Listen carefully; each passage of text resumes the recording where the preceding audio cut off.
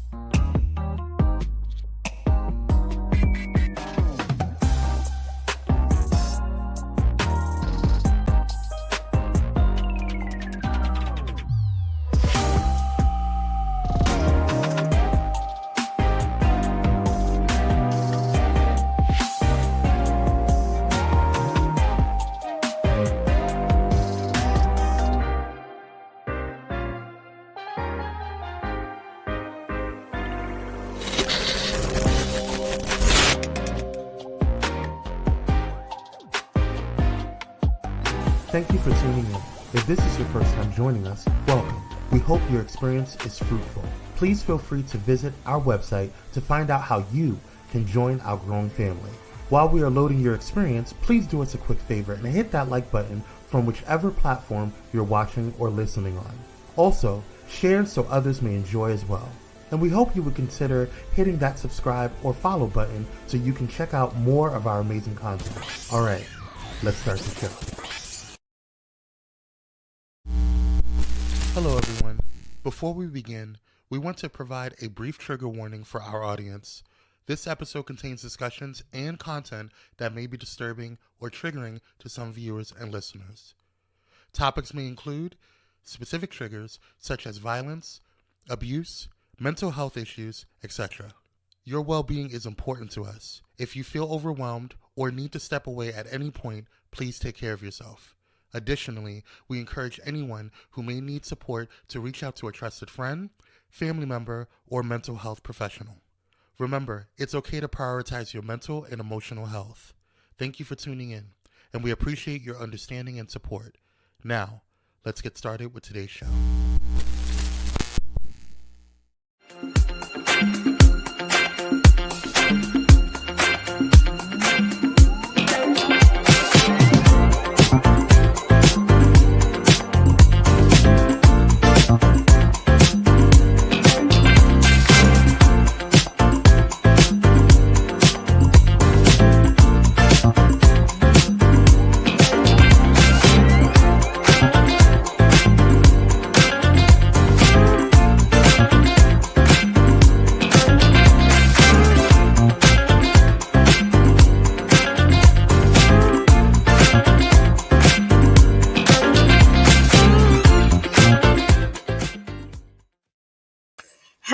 Hello, and welcome. Happy Wednesday. I know it's been a minute since I've been here, but listen, you guys know I take breaks as needed. But welcome to She is Shenomenal Live. I'm Tasha Champion, your host and known as the Shenomenal Coach.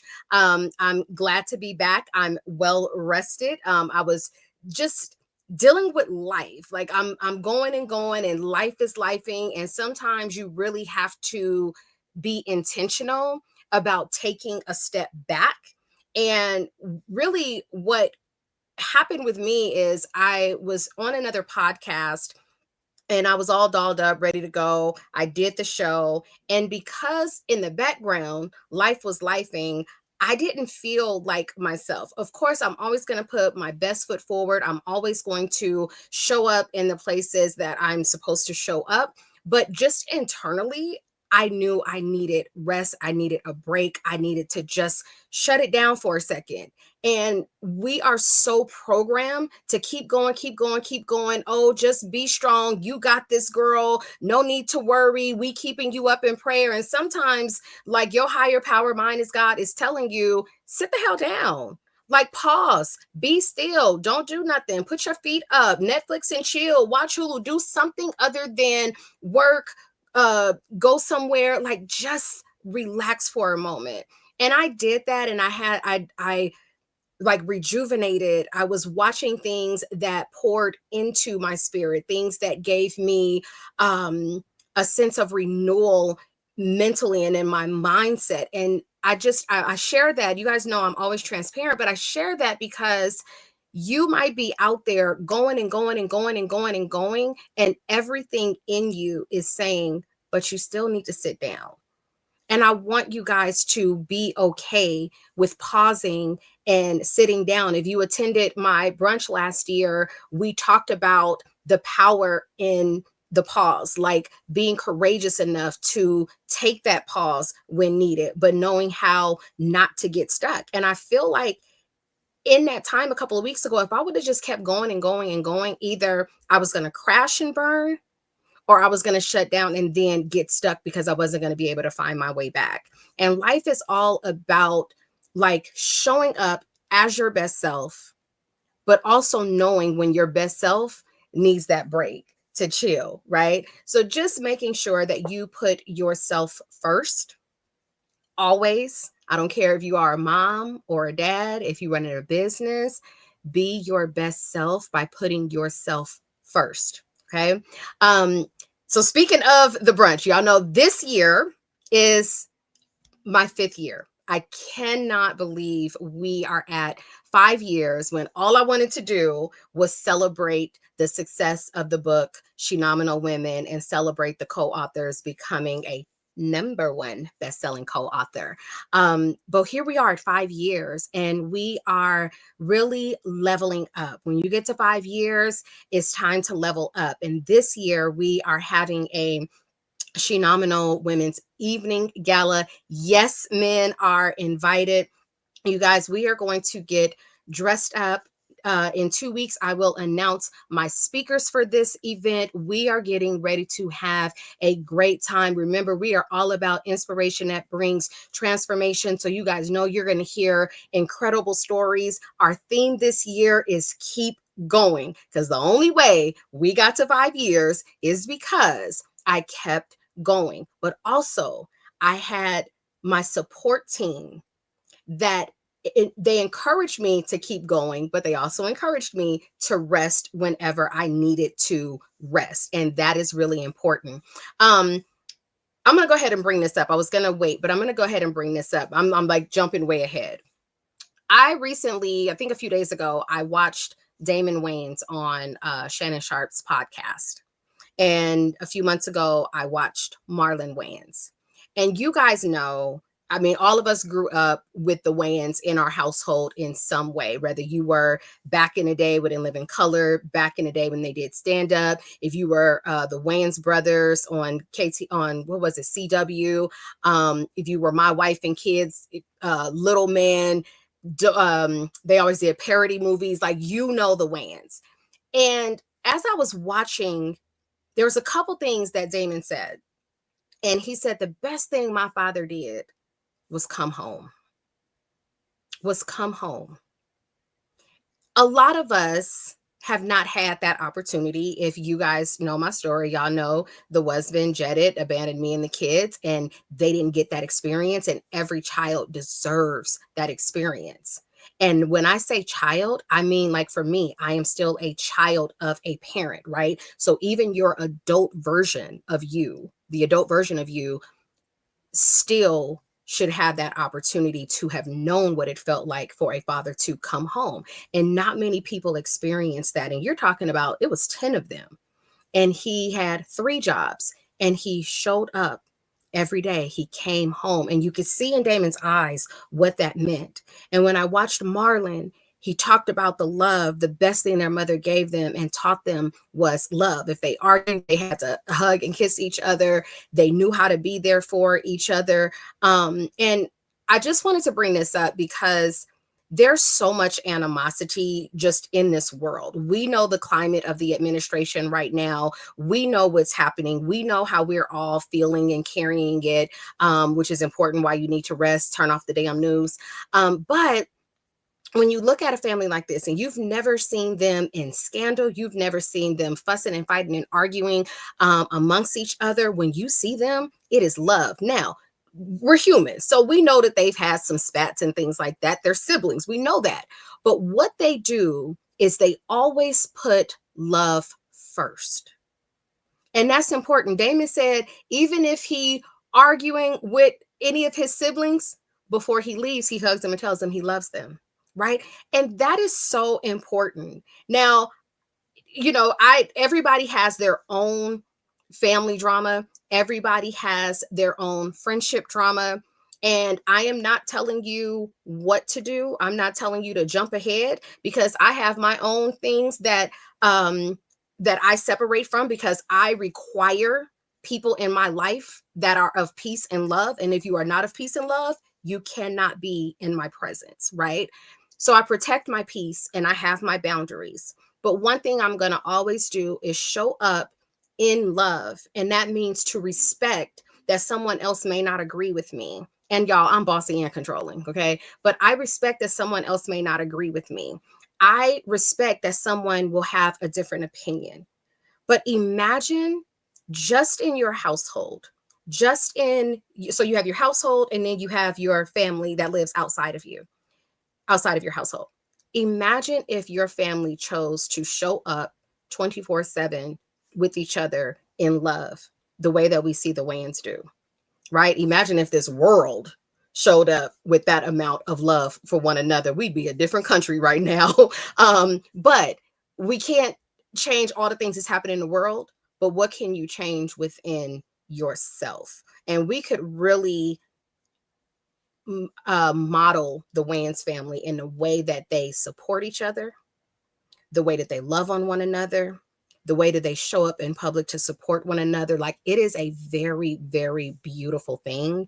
And I hope that we can one day all get there within our own family. So shout out to the Wayans family. I hope one day, yeah, I'm like this small YouTube show, whatever. But I hope one day, and y'all know I love manifesting things, I get to interview somebody in the Wayans family, because that is really a family that I really, really do love and respect. All right. I want to get ready to jump into this show today. I have a very incredible guest coming on in Caitlin Jones.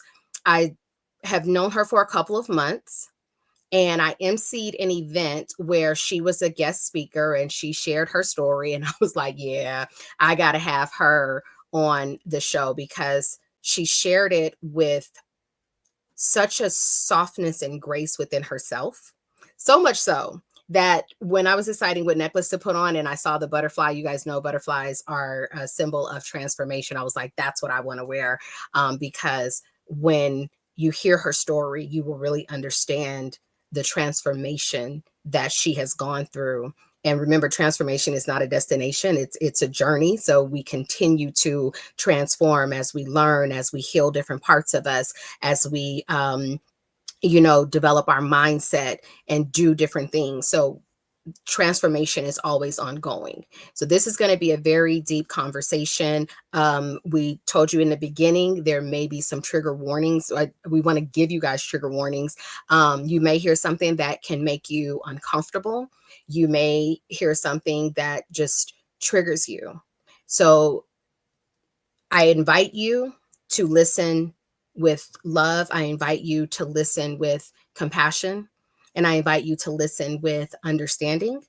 And hopefully, if there is something that's said today that triggers you, I invite you to acknowledge it so that you can begin to work through your healing of whatever that is that caused the trigger. Okay. So we're going to take a quick commercial break. And when we come back, we will be joined by Caitlin Jones. So go grab somebody, send them the YouTube link or send them over to my Facebook. Watch this show. It's going to be good. We'll be right back.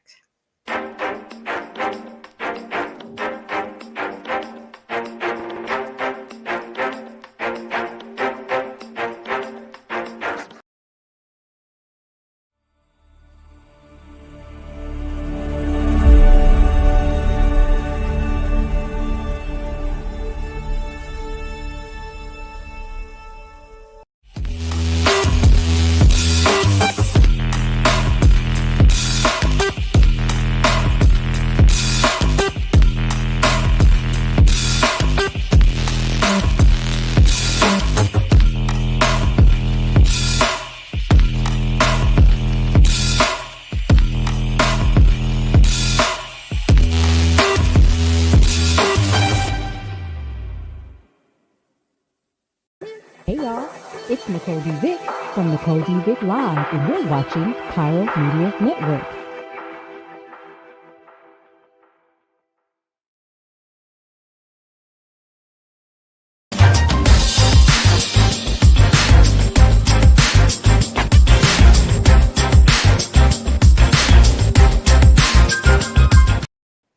All right, we are back, and my guest today is Caitlin Jones. So let's go ahead and bring her into the virtual studio.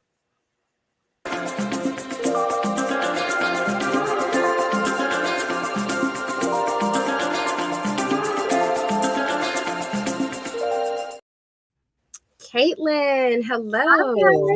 Hi, how are you? I am really, really good, and I'm really excited. The title of this episode is Healing Forward, because when I had the opportunity to hear, and I know I only heard a very small snippet of your story, that was what came to mind, is that healing forward. Okay. So before we get into your story and how we got here. Hey, Teresa, thank you for joining, and thank you for those that are watching live on Facebook. Caitlin, tell us a little bit about you and your foundation, and then we're going to work our way backwards to show how you got here. But let's talk about where you are right now.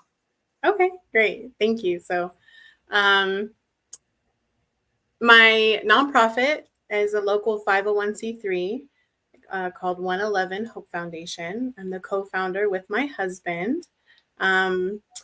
We started the nonprofit because at the time we were already doing a lot of things for those that are unhoused. We had started out by doing care packages with non-perishable food items, water, socks, hygiene products, and blankets. And that just kind of continued to grow when we started giving clothes, and our church started giving us blankets. And when my husband was in his work accident, the part of the settlement money that we got, we started the nonprofit with, because we knew that we just needed to do something right, and we wanted to make it official in helping people. So from there, we started our Hungry Hearts program, which is for the unhoused and homeless community here in the high desert. We also have our Feeding Families program, where we were regularly doing, thank you for that, we were regularly doing food pantries for low income and unhoused families. And our main program that we have gotten a lot of focus on this past year is our Boost the Youth program, which helps bridge a lot of gaps for local youth in the high desert that are either at risk or in need. We provide things like year-round school supplies, mentorship, and this month we are doing a prom dress giveaway. We have over 100 dresses, so thank you to everyone in the high desert and San Bernardino County that donated. It means so much to us. Our giveaway is going to be this Sunday. We plan on making this an annual effort. As someone who went to prom dress giveaways myself as a foster kid, I want to make sure that we provide the same opportunity for every child up here, because it's definitely needed. So that's mainly what we do with our nonprofit right now. Yes, awesome. And then you just recently got into the political field. So just speak a little bit about that and why you did it. Absolutely. Thank you. So I am recently an elected delegate for Assembly District 39. I was elected with my slate mates for the Grassroots Action Team. Shout out to all of them, Monique, Leslie. All my slate mates are amazing. I'm also doing a lot of great things in the Democratic realm for the high desert. I was also just announced as the communications director for the Democrata del Pueblo for the high desert. So I'm really excited to be taking that on as well, to just further represent all different walks of life of the high desert. Yeah, awesome. And you're also in school. Yes. I'm also getting my paralegal degree, which is American Bar Association certified through Mount SAC. I'm planning on going to law school and passing the bar exam one day. And I work full time, so. Right. Literally all the things. And I wanted to start with that because I think as you begin to tell your story, for anybody out there that's listening, whether you're watching live, if you're watching the replay, if you're watching it a year from now, Mhm. you're hearing her story of where she is right now, and then you're hearing, where she's come from, the experiences that she had. And I just want everybody to walk away with something that inspires them to keep going and to heal forward and to keep their path moving forward, right? So now that we know a little bit about where Caitlin Jones is now, let's journey back. Let's go back a little bit into your childhood. You just recently mentioned that you were a foster child. What age did you become a foster child, or was it kind of continuous? It was definitely on and off throughout my childhood and adolescence. My very first, I guess you would say, like, official run-in with DCFS was when I was about 6 or 7, and my mom struggled a lot. She was an addict when I was growing up, and I went to 14 different schools throughout my life, so we moved quite frequently. Mm-hmm. And because of, her addiction, she would have, mood swings and things of that nature, and would often take it out on me, for lack of better words, for trigger warning. Mm-hmm. Um, and we had on and off investigations. And then finally, when I was about 8 or 9, I was removed from my mother's home and I was put with my grandparents. And then after that, the courts gave me back. And then a few months later, I wound up in my very first real foster home when I was about 12 years old. Mm-hmm. I turned 13 in my first foster home. And unfortunately, I was essayed Okay. by my foster father, and went through that for quite a few months, including on my 13th birthday. Wow. And then I bounced around from family member to family member. Like I was with my cousins again, back with my mom for a little while, and then again I was removed from my mom, and I ended up in a group home in Los Angeles called Dreamcatchers. It's an amazing group home. I have 4 life sisters from that group home. So Ivy, if you're watching, hi Ivy. She's someone that I've known for, oh my gosh, I don't want to age myself, but For a while. yeah, more than half my life. I'll say Okay. that.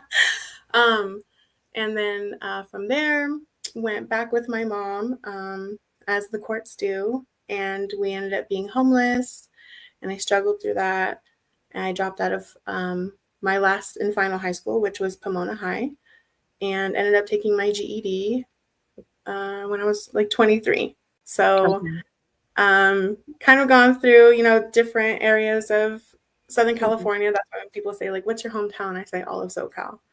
Right. I have so many different memories of my childhood and adolescence and early adulthood throughout the entire region. So, Wow. yeah, I So, love it. But High Desert is definitely my home. I've spent the most time up here with my grandparents when they had me. okay. I'm going to take you into that childhood a little bit more because, of course, like, I don't have direct experience with foster, like, going to school, you meet kids that are in foster care. Mhm. My neighbor had foster children. But we see things, on TV. We always hear the horror stories. And then we also hear the parent making promises that continue to be broken. So when we're looking at 12, 13, 14-year-old Caitlin, and she's hearing her mom's promises, do you, what's the best way I can ask this? Do you believe the promises, or do you want to believe the promises that's flooded with doubt? I fully believe the promises. I'm the type of person, I always try to see the best in people. Mhm. And I always believed that, this time it'll be it for my mom, or this time we're going to do better, or, this time things will be different. But it was also because, especially in the foster system, they make the parent or the guardian do all these classes and do all this testing. And so on paper, they don't really have anything else to go by because they can't really, continue to hold the child if the parents finished everything. But I think the issue with the foster system is that they don't get to the root of the problem.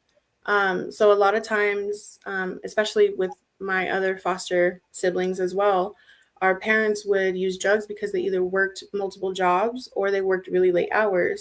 And so they would stay up so that way they can then take care of us. I'm not, necessarily condoning or excusing it, but I'm just giving the facts. And so I think if maybe the county, the DCFS administration had focused maybe a little bit more on resources like job permanency and housing with stability and just better safety nets for those families to continue after their case closes, then there probably wouldn't be as high of repetition, just from my experience and a lot of my other friends. But no, I fully always believed all of the promises because it's your mom. You always want to believe best in your mom. And just for context, me and my mom, we have an amazing relationship now.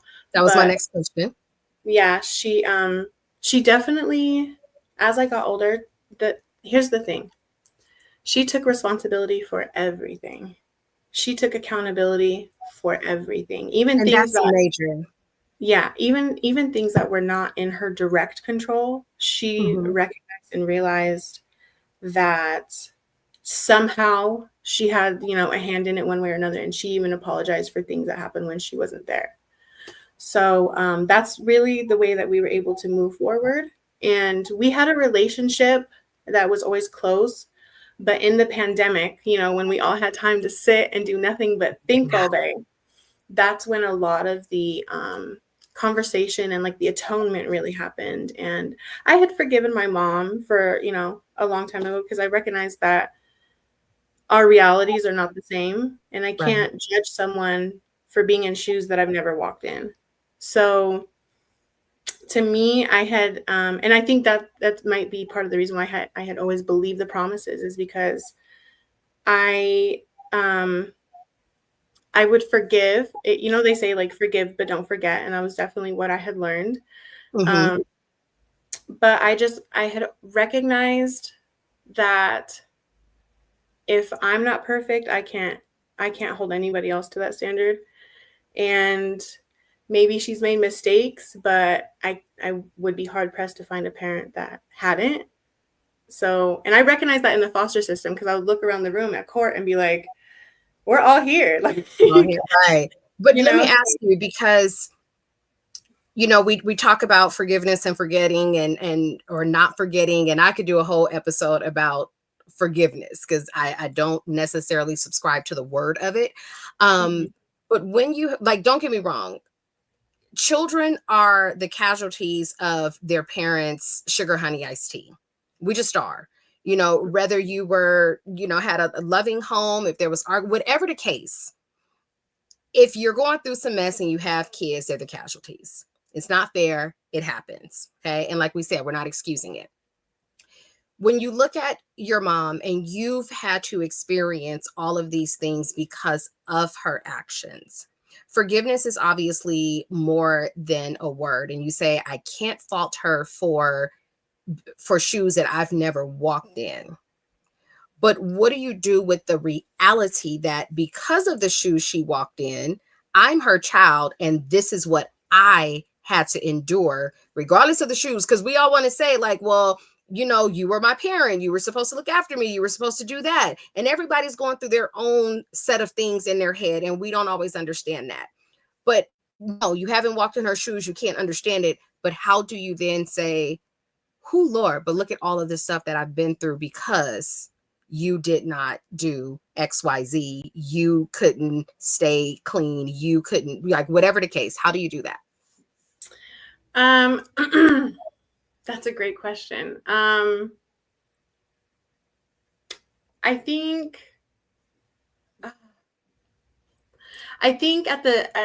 while I was going through it, there was definitely anger and there was definitely hurt and maybe, confusion. I remember feeling when I was younger, like, am I not good enough? Like, am I not worth it? And even, into my like really early adulthood.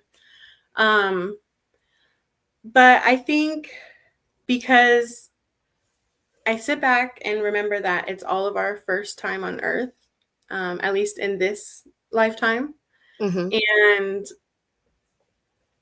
I don't know. I know it might, maybe I'm this way to a fault, and maybe my husband would agree, but I try to compartmentalize and analyze people's actions and maybe their motives. And so even though I dealt with what I had dealt with, to me at this point in my life, I see it as like, well, at least now I can advocate for the same kids that are in the shoes that I grew up in, or, moms that were in my mom's shoes, and I can see the signs and I can better advocate for them or help them. Right. I'll say this, my mom and I, when we were living in, down the hill in the IE, there was no food pantries all over the place. There was no, there just wasn't resources like there is today. And so I recognize that as a single parent of two girls, she was under a lot of stress, and she worked nights. And I think I recognize that she did the best she could, because it wasn't all sadness. I mean, we did have great memories. I mean, my favorite holiday is Christmas, because my mom would every year, no matter what our situation was, she would go above and beyond, and to make it special, even if it was a supervised visitation.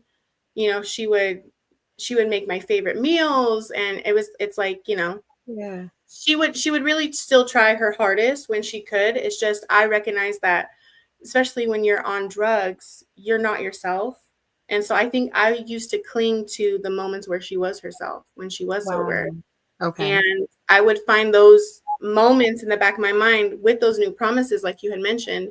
And I would say, yeah, because remember, we've gone camping, and remember, we had, ponies at our birthday party and things like that. So I had always held on to the best parts of my mom that she had given me when she could, because I didn't want to always hold that anger and the animosity towards her, because I knew it wasn't always her. It wasn't always my mom. Sometimes it was a version of her that I don't think she even wanted to be, but had become. Right. Right. I love that, because before I even say this, how old were you when you came to that realization?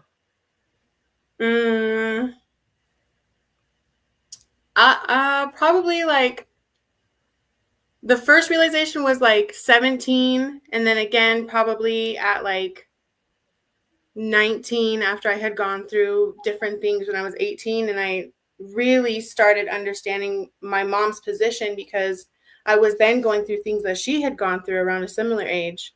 And I was just, started putting pieces of the puzzle together, like, oh, well, had I had the childhood she had, and then we also went through the same thing, then I probably would have made the same choices if I didn't have the support circle that I had. Right. So, and my mom just didn't.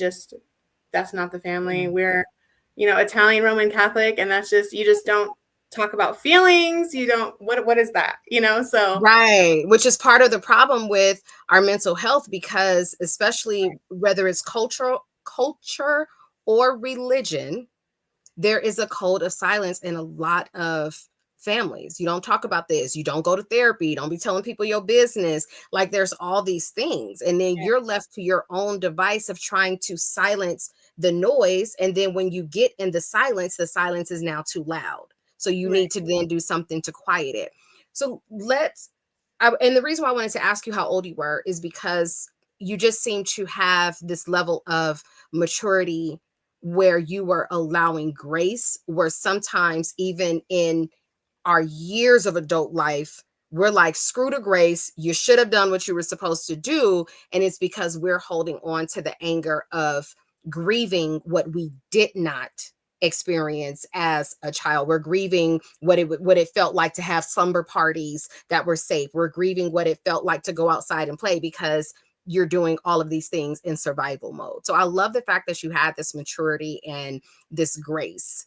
And I applaud your mother for her accountability, because so many people will apologize with a bag of excuses of why they did what they did versus owning, I did it. Mm-hmm. Right. And the minute you apologize and say, but the apology is over. Right. Right. That accountability piece is extremely important. And you used a word that many don't use, and it was atone. Mm. You have to atone for some of your sugar honey iced tea. Mm-hmm. Okay. So let's fast forward because you found yourself trusting a coworker as a friend, and Mm-hmm. then the next part of your life happened. So let's go into that space, because I want y'all to really understand, like, the woman that y'all see sitting here, I see some of you guys in the comments and y'all are applauding, and yes, she deserves some big applause. But let's talk about that. And if you don't mind giving your age of how old you were Sure. during this time in your life, why you trusted this person, go. I'm going to let you take the floor. No worries. So I was 18 at the time. I had just broken up with a boyfriend and was going through heartbreak. And at the time, as we've heard these themes, I was very trusting and very open with certain individuals. One of them was a coworker. Mm-hmm.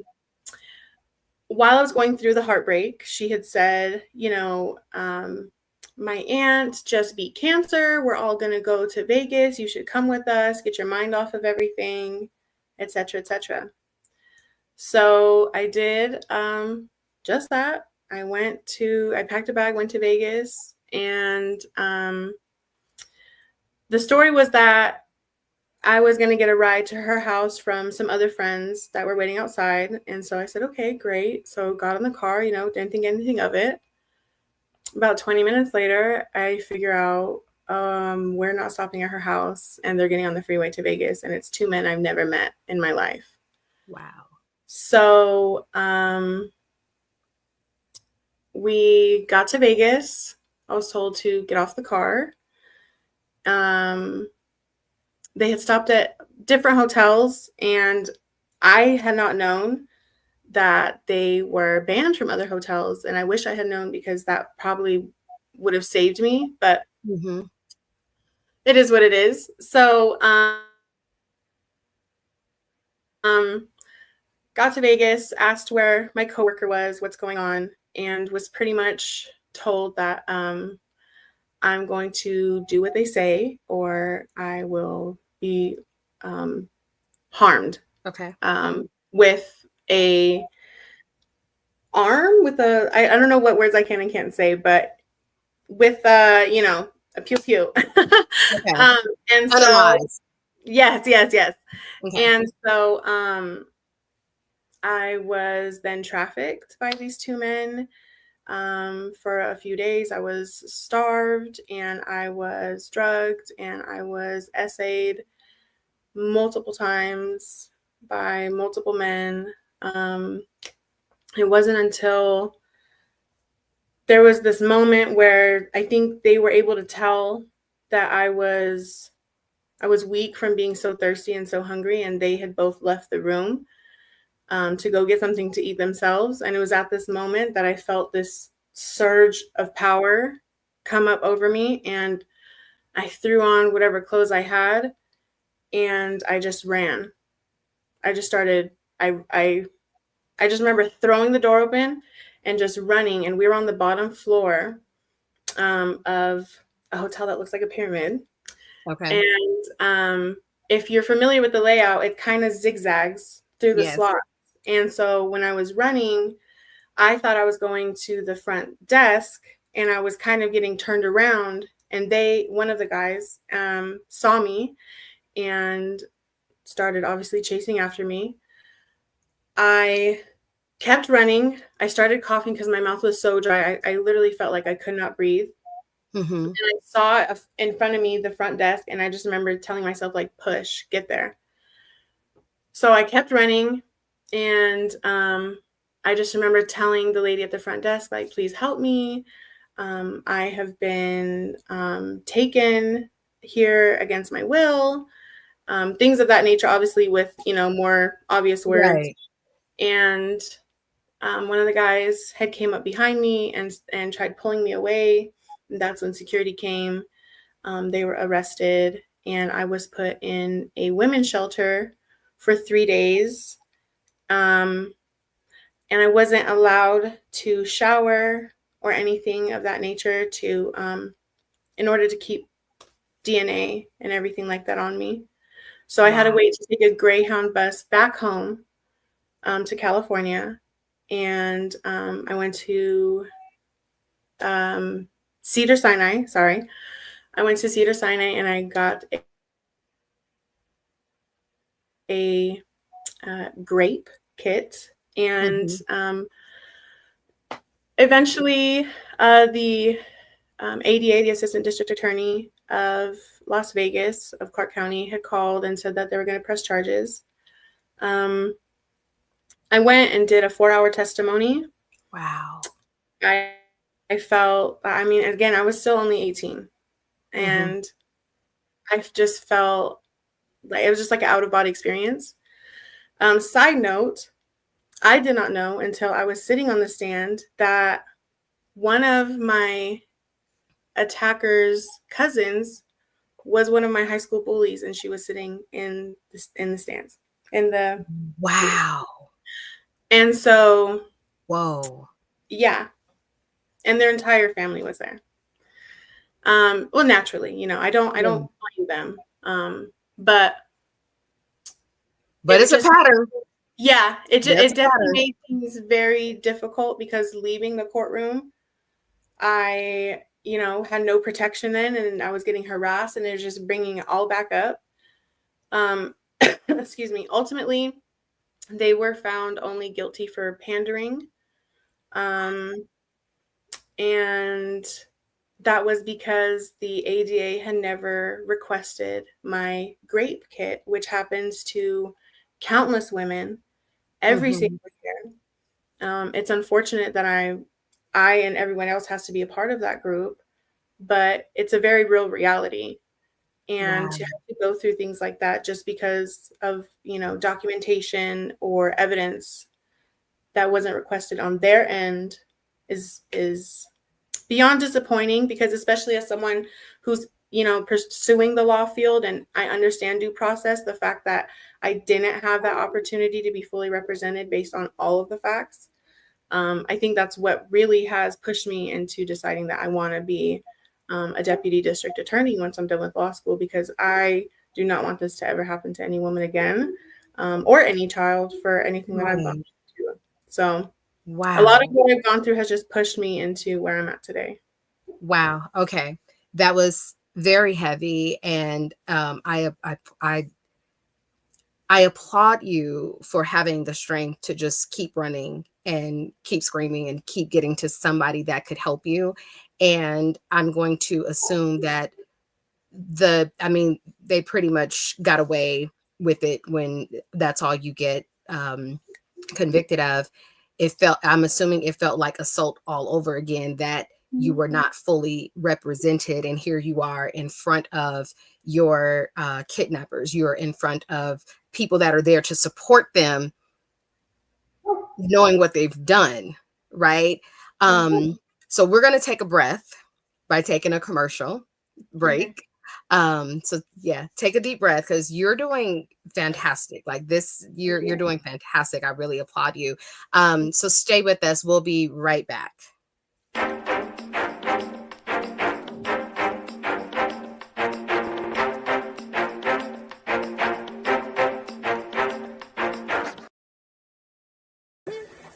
Hey, it's Pastor Kim from It's Just Kim Live Show, and you're watching Pyro Media Network.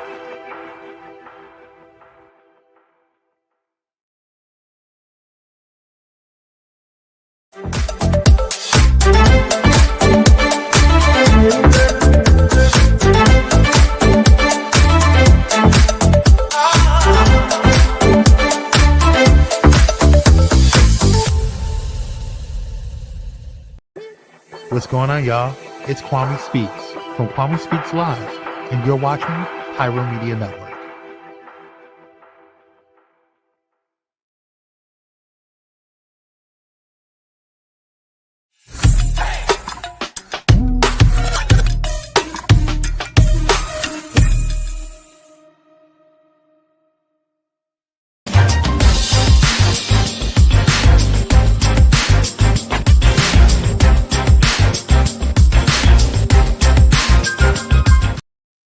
All right, welcome back. We are speaking with Caitlin Jones, and we just got a whole story of pure resilience and healing forward because let me go to the comments. Priscilla Smith, hi mom. She says her spirit is radiant. She shows that people can be who they are without being what happened to them, and you are truly showing that. Teresa Shellcroft says blessings and peace are always in your life. Ivy, I think that's who you mentioned before, says, love you, hun. You're so incredible. That's probably an understatement, right? I mean, you truly, truly are. So you've had this childhood of uncertainty, and then you go through this experience at 18 years old, reviolated by the court system when they didn't fully um, give them the charges they really should have had. How did Caitlin get from there to where you are right now? We have about 10 minutes. Okay. So speak a few minutes to that journey. So from 18, I really just worked on myself, and I did not really trust anyone. Mhm. The people that I was trusting, I was really just in a era of like, your circle should be yourself, and I had to learn that the hard way. Mhm. At that time, especially when you're 18, you're fresh in the world. Sometimes you have to do things on your own, and I wasn't taking heed to that. My mom and I had gotten back on our feet. I was 18, so I got an apartment, and my mom was in and out of jail at the time, so I was kind of holding things down. And when she got out, we had really, really worked hard to turn her life around. She's a chef by trade, so she worked her way from the bottom to the top. She worked at grocery stores, like, where they do the food, like Whole Foods type stuff. Mhm. She worked on food trucks. She did everything. And we kept climbing and working our way back to a stable level in society. And from there, I felt comfortable enough. I started doing music, and then a producer liked the way me and my mom vibed and gave us a radio show. And we had a gourmet food truck that was called Home Run Sliders in the Valley. Other shortcomings had happened with me and my mom. We ended up homeless again. Mhm. And we sold the business because that was the smartest thing to do. And from about that point, we started going our separate ways. I had started realizing that, I still had anger, and I was still angry from what happened to me at 18. And I think because of that lack of control of what happened to me, it brought me back to being a child. And so I started being very angry. I would lash out. I was arguing with everyone. I was fighting people. I was fighting my mom for everything, Mhm. for every little thing. It was just an argument. It was a big fight. And so went our separate ways. And I went back to one of my old jobs and was introduced to my husband. That's when I was 20. Um, we had nothing at the time, though. We met each other with absolutely nothing. He was sleeping on his dad's couch, and I was sleeping on a mattress on the floor in one of my boss's extra homes that he had for those of us that needed it. Um, Right. and my husband and I just really worked our way up. And I mean, we would be like, hey, you found $4 in quarters in the van. I found $3 in our jean pockets. Let's go get half a pound of carnitas from Cardenas and have lunch. Like, Okay. it was like that, and we thugged it out, and we just kept pushing. we became home. We left his dad's house, tried to make it on our own, became homelessness, and then through another nonprofit called Volunteers of America, we were able to qualify for a program, and that's how we got our first place together in Ontario. It was a 1-bedroom back house, and to us, it was everything. Right. It was home.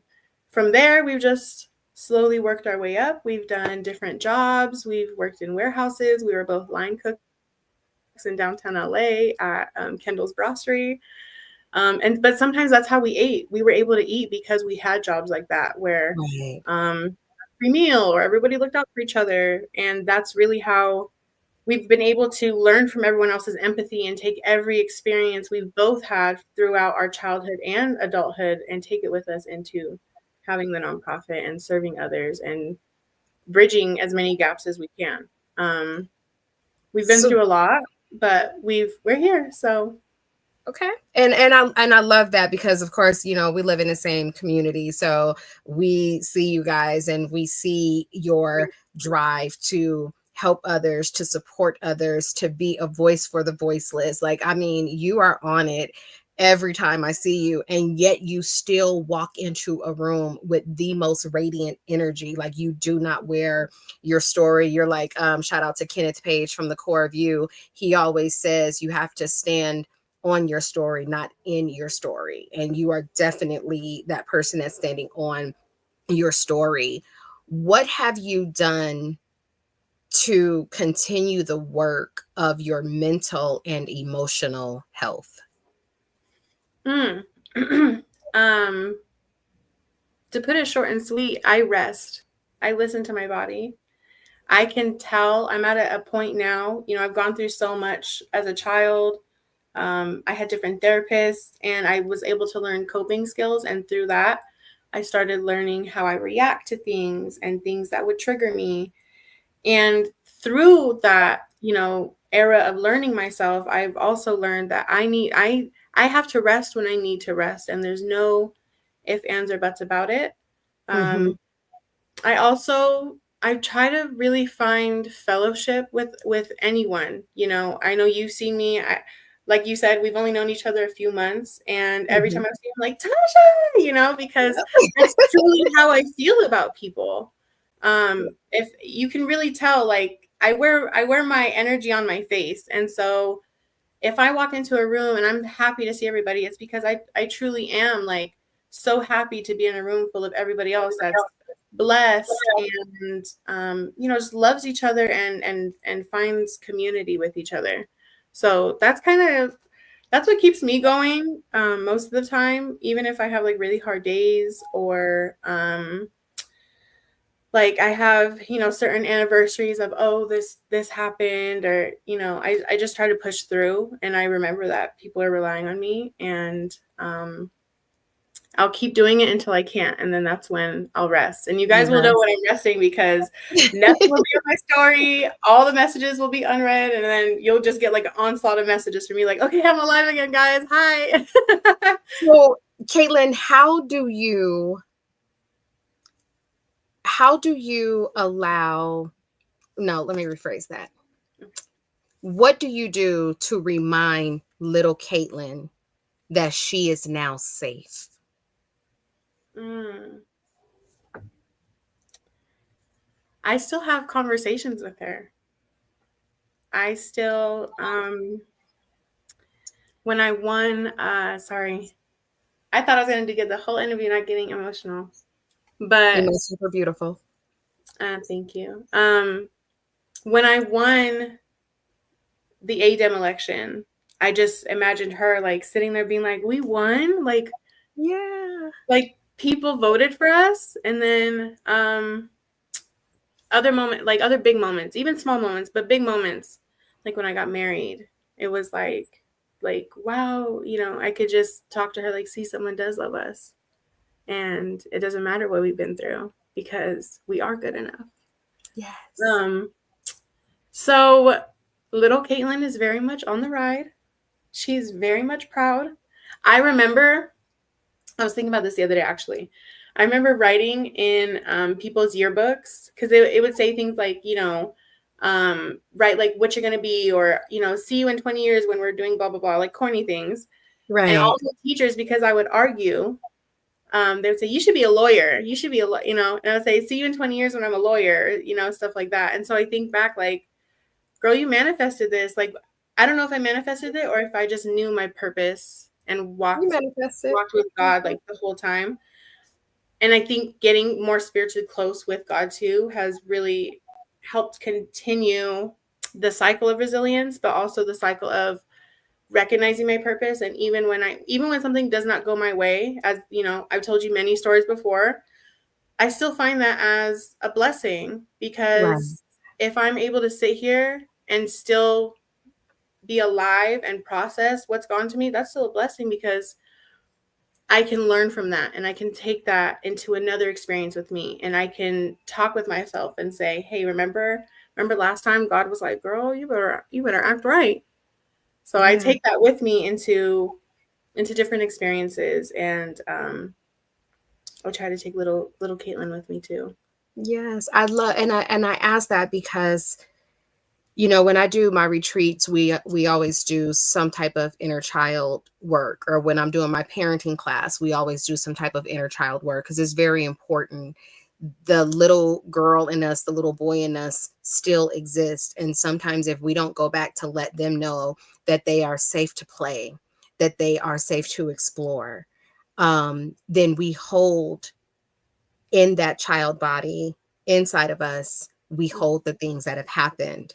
Right. And so I acknowledge and love the fact that you said, see, we won, we're celebrating, we got married, like somebody loves us. Like, you really are connecting to her and giving her the voice that she didn't have then. And I applaud you, and I love your energy. I was mad you weren't at the meeting today. I was like, I know. So I've been gardening with my mom all day. I've been running around picking up prom dresses. I know, trust me. It was on my calendar, and then I saw the picture and I was like, today is Tuesday. Like, right. But I know, I mean, everywhere.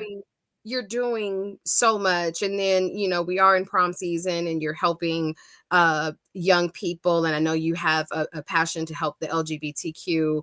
I'm sorry, y'all, I don't know the rest of the letters. You're helping that community to feel safe in however they decide to dress for prom. Like, you are really doing things that will change your community, will change the communities outside of you, and eventually it's just going to span out, and you will be changing the world. That is what's in you, and everything that you've been through will continue to propel you forward on those days where you like, I don't know, little Caitlin gonna be like, girl, we doing this, we're gonna get this, we're gonna take that bar again, right? I thank you for being on my show. Before we go, share with people how they can follow you, connect with you, tell them the things before we go. Sure. Yeah. So my personal Instagram is Kate Can Do It. That's CAIT Can Do It. And our nonprofit Instagram is 111. So 111 Hope Foundation. And it's the same information for our Facebook, and our website is 111hopefoundation.org. Yes, thank you. That is going to be reworked. So Tasha, you will be the first one to see the rebranding. So I'm so excited, and you've inspired me to, push forward and always show up as our best selves. And that includes in our business. So if my business can't show up as my best self, then as its best self, then I can't either. So thank you so much for all that you've done as well, as a coach and as a friend. Thank you for the Shenomenal woman that you are. Thank you for showing us how to heal forward. Well, thank you for the opportunity. I'm really glad that I had this space, and I just appreciate everything that you present for all of the community, not just me. Thank you. Thank you for all of you watching, whether you're watching live or you're watching a replay. We thank you. Be sure to subscribe to the Shenomenal Coach on YouTube. Share this video with someone who can use the opportunities that she shared to heal their lives forward. We can all do it. I will see you guys in 2 weeks. Have a beautiful one.